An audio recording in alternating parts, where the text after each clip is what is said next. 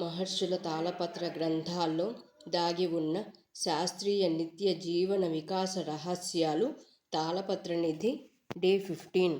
వటపత్ర సాయి అనగా మర్రి ఆకు మీద శయనించిన దేవుడు అని అర్థం.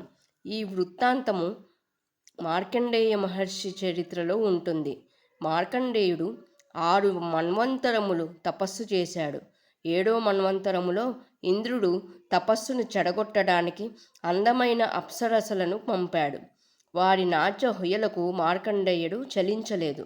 చలించని మార్కండేయుడికి శ్రీ మహావిష్ణువు ప్రత్యక్షమై ఏం వరం కావాలో కోరుకో అనగా నీ మాయను చూడాలని ఉన్నది అని అడుగుతాడు.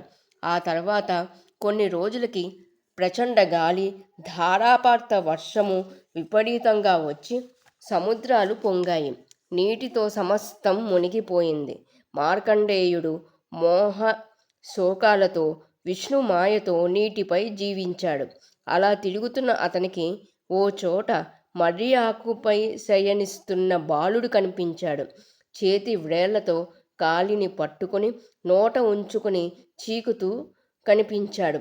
అతడే వటపత్ర సాయి.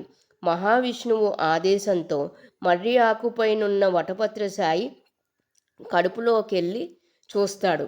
నీట మునిగిన సమస్త భూమి, ప్రాణకోటి కనిపిస్తుంది.